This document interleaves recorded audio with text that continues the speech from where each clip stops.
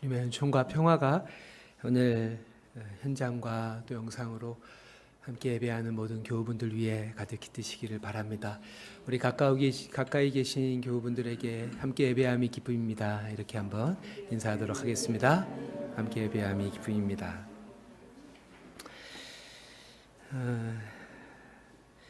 입춘이 무색하게도 연일 혹한이 이어지고 있습니다.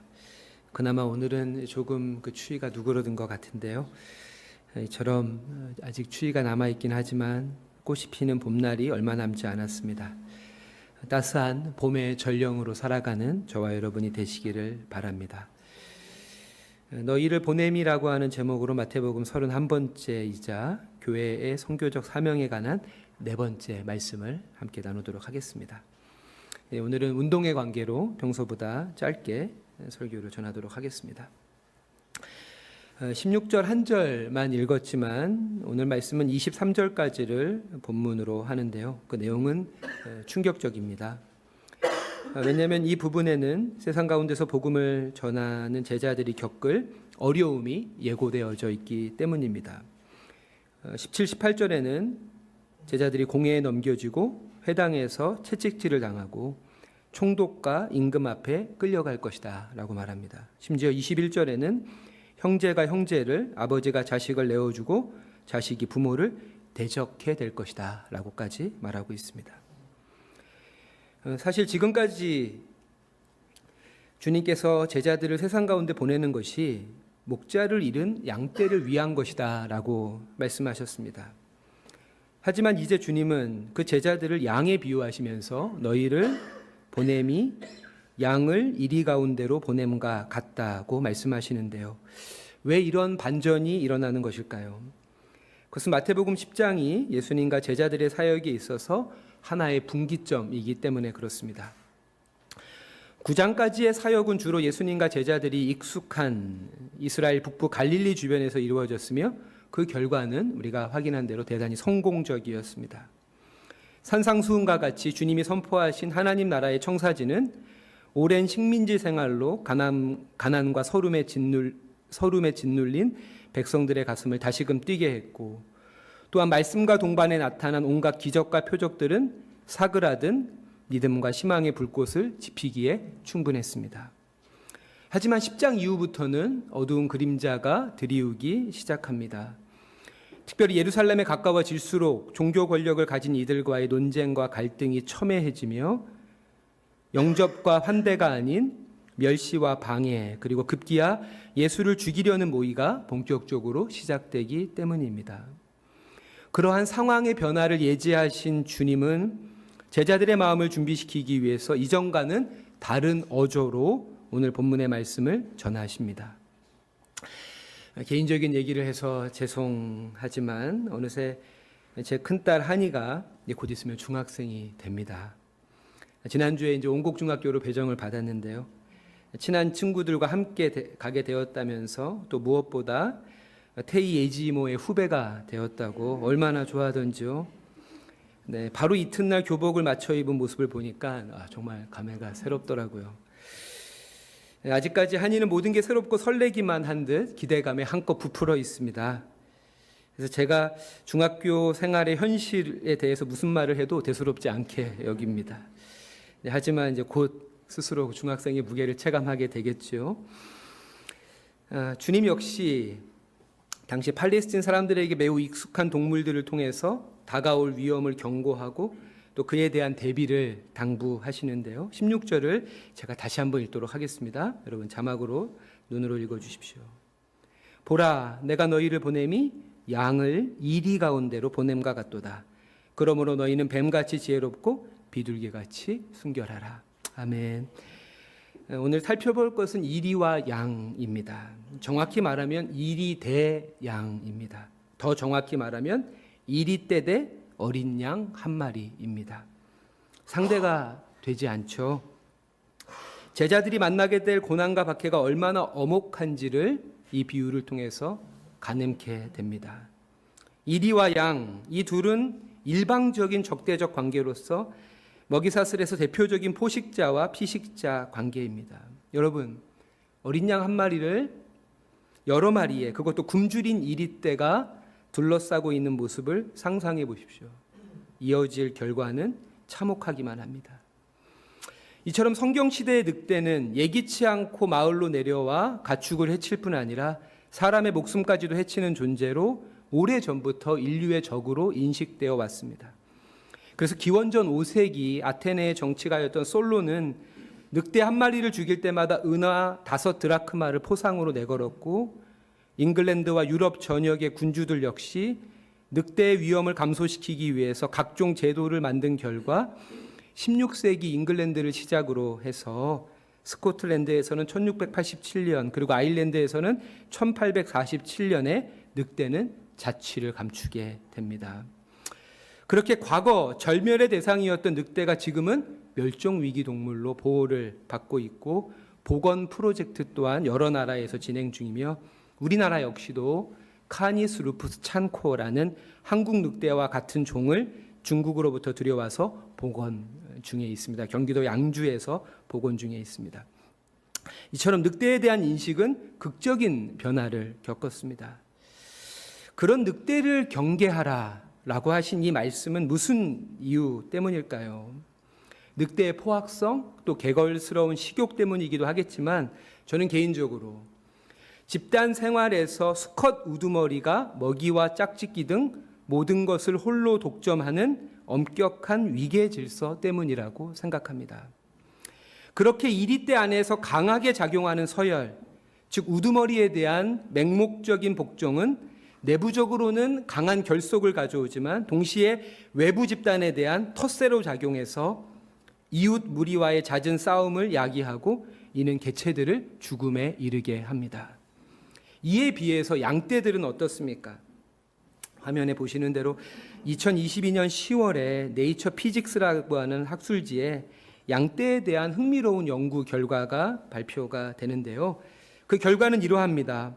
연구자들이 양떼를 관찰한 결과 양무리 안에서는 리더의 교체가 잦으며, 이러한 리더와 추종자의 역할의 빈번한 교환으로 양무리들은 집단 지성을 획득해 간다.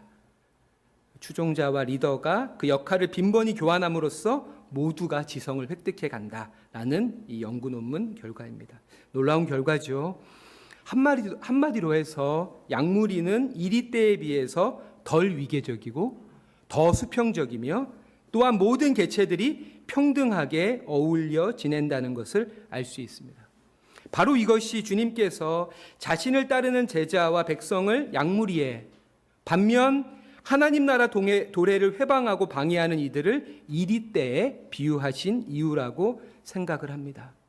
그런 점에서 교회가 세상 가운데 하나님 나라의 본보기가 되기 위해서는 무엇보다 남녀노소 빈부고화를 초월해서 대동세상을 실현해 가야 합니다. 성도 여러분도 느끼시겠지만 요 근래 새사랑교회 교회 학교의 성장이 참 놀랐습니다. 지금 우리는 이 공간이 이렇게 좀 여유롭지만 아래 어린이부 예배실은 복작복작한데요. 다른 교회들도 그러한 추세라면 그러려니 하겠지만, 저출산 시대에 기독교에 대한 부정적인 이미지까지 더해져서 대부분의 교회 학교들이 심각한 위기를 겪는 상황이기에, 게다가 우리 교회는 어떤 변변한 전도 프로그램조차 없는 교회이기에 이러한 상황이 얼떨떨하기만 합니다. 하지만 이러한 현실이 감사하면서도 동시에 큰 부담과 책임감이 밀려옵니다. 교사 충원이 절실하고 또 공간은 비좁기만 합니다. 그렇다고 해서 현실적 제약에만 사로잡혀 있다 보면 주어진 은혜에 대한 감사는 희미해질 것이고, 또한 우리가 지금 할 수 있는 일에 대해서 소홀하게 될 것입니다. 주님이 맡겨주신 어린이들에 대해서 지금 우리가 할 수 있는 일은 무엇일까요? 그것은 목자와 같이 그들을 따스히 환대하고, 무엇보다 양무리와 같이 동등한 위치에서 이들과 우정을 나누는 것입니다. 요즘에 어린이부 친구들과 함께 읽고 있는 어린 왕자, 그리고 조종사의 우정과 같이 말이죠. 입춘 추위가 맹위를 떨치는 요즘에 마음이 따스해지는 기사 하나를 접했습니다. 한국일보에 연재되고 있는 비로소 전하는 느린 부고라는 연재 기획 기사인데요. 이번 주 회차는 작년 3월 27일에 소천하신 고 윤병훈 신부님에 관한 것이었습니다. 이 윤 신부가 청주 카톨릭 학원 산하의 인문계 고등학교에서 교편을 잡고 있던 1996년 매년 중도 탈락 학생 10만 명 넘어라는 신문기사 한 줄에 그의 마음이 사로잡힙니다. 그렇게 교장 연수를 앞두고 있던 그는 대안학교들을 견학하면서 당시 청주 교구장이자 추기경으로 소천하신 고 정진석 주교를 찾아가서 설득한 끝에 청주 교구에서 학교를 설립하기로 하는 허가를 받게 됩니다.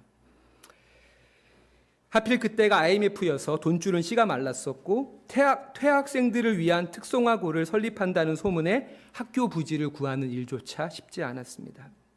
하지만 포기를 몰랐던 윤 신부는 마침내 1998년 3월에 청주 환일이에 김대건에 이은 한국인 두 번째 사제인 최양업의 이름을 따서 양업고등학교를 설립하게 됩니다.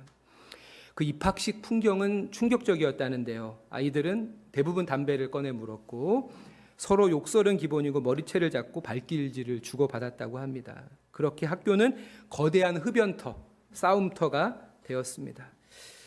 거칠고 드센 아이들을 상대하느라 힘겨워하는 교사들을 위로하면서 교장이었던 윤 신부는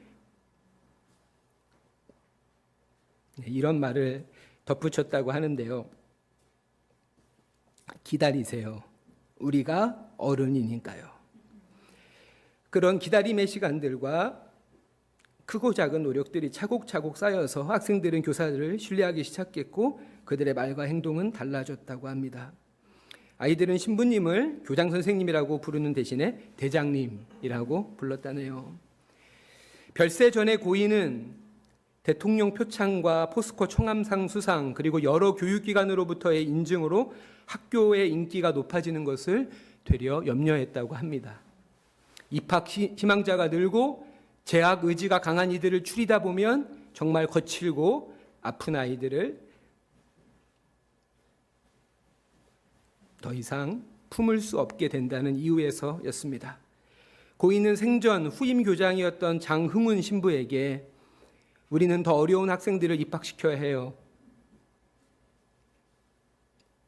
항상 더 힘들고 더 어렵고 더 사랑이 절실한 친구를 받아주세요. 라고 유언처럼 당부했다고 합니다. 말씀을 마무리하겠습니다. 주님께서 말씀하십니다. 너희를 세상에 보냄이 어린 양을 이리떼 가운데로 보냄과 같다고요. 여러분, 이처럼 믿음으로 사는 것은 결코 쉬운 일이 아닙니다. 주님이 그것을 누구보다 잘 아십니다. 하지만 그렇다고 늑대와 싸워 이기기 위해서 또 늑대에게 잡혀 먹히지 않기 위해서 우리가 늑대가 되어서는 안 됩니다. 우리는 어떠한 상황에서도 양이기를 포기해서는 안 됩니다. 새사랑교회가 어린이와 청소년 그리고 성인이 서로의 차이를 넘어 환대와 우정을 나누고 무엇보다 기다림 안에서 모든 지체들이 스스로 하나님의 사랑을 깨달아가는 아름다운 양무리와 같은 주님의 공동체가 되길 주님의 이름으로 축원합니다. 네. 잠시 들은 말씀 기억하면서 거듭의 기도를 함께 이 시간 드리도록 하겠습니다.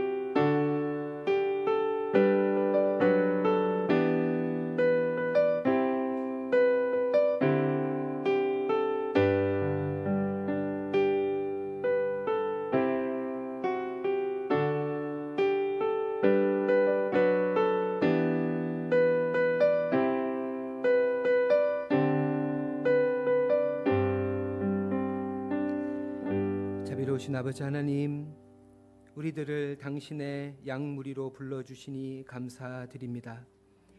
하지만 여전히 우리 안에는 이리와 같이 지배하고 독차지하려는 마음, 반대로 힘에 기대 맹목적으로 복종하려는 마음이 공동체의 우정을 잘하지 못하게 합니다. 주님, 당신이 친히 제자들의 발을 씻기고 저들에게 떡을 떼어주셨던 것처럼 우리도 각자 지체된 책임을 다하며 높고 낮음이 없이 호혜로운 우정을 나누는 당신의 양무리가 되게 하소서. 그렇게 세상 가운데 하나님 나라의 징표가 되는 새사랑교회가 되게 하소서. 선한 목자 되시는 예수 그리스도의 이름으로 기도드립니다. 아멘.